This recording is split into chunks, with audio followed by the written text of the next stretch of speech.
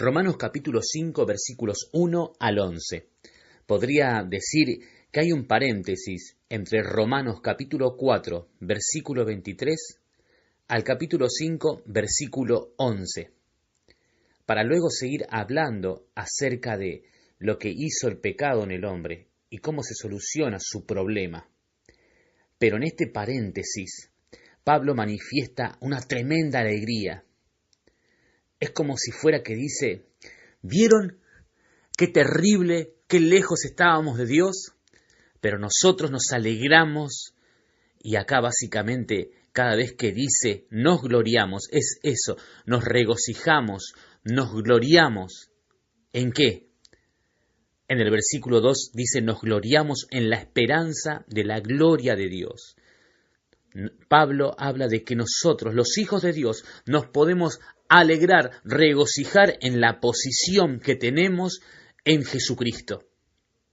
También dice el versículo 3, y no solo esto, sino que también nos alegramos, nos regocijamos en las pruebas.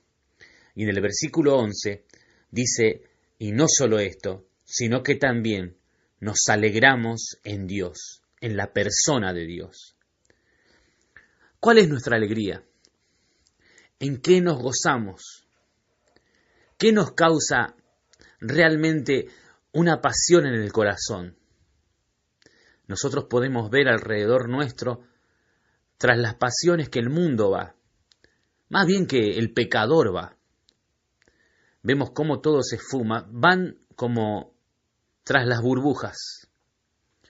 Pero nosotros podemos tener una alegría completa al pensar en la posición, en la esperanza de la gloria de Dios. En el versículo 25 del capítulo 4 dice, el cual fue entregado por causa de nuestras transgresiones y resucitado por causa de nuestra justificación. Versículo 1 dice, justificados pues por la fe, tenemos paz para con Dios por medio del Señor Jesucristo, por quien también tenemos entrada por la fe a esta gracia. Tenemos. Esa es nuestra posición. Ya lo tenemos. No tenemos que pelear por algo. No tenemos que luchar por algo. No tenemos que luchar por nuestra salvación. Ya la tenemos. Y como tenemos esa esperanza completa, como decíamos ayer, Abraham miraba hacia adelante, hacia una promesa.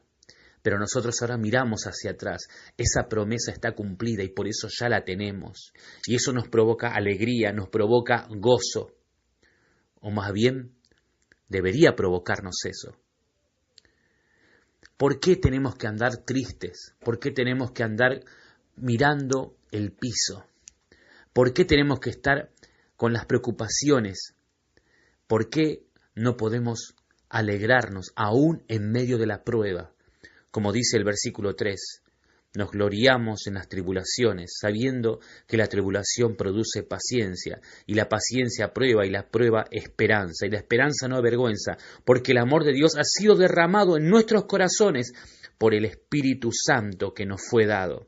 En la Biblia de traducción lenguaje actual, el versículo 4 dice así, y si aprendemos a soportarlo, seremos aprobados por Dios.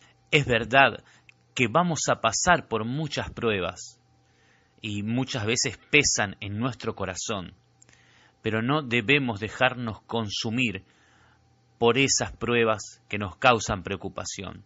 No debemos dejarnos consumir al punto de vivir desanimados. ¿Qué es lo que nos está quitando la alegría? Esta posición que tenemos nos hace pasar con alegría a través de las pruebas, porque su Espíritu Santo está en nuestras vidas. Y todo esto solamente podemos agradecerle a Dios. Nos gloriamos en Dios. Nos gloriamos en nuestra posición. Y por gloriarnos allí, nos podemos también gloriar en las pruebas. Pero finalmente siempre nos podremos gloriar en su persona. Nos podemos gozar en Dios. Tenemos a Dios, mis hermanos, el Creador del cielo y de la tierra, el que consumó nuestra eterna y perfecta salvación. Sigamos meditando en estos versículos y Fijémonos, revisemos nuestra vida a través de la alegría que manifiesta Pablo.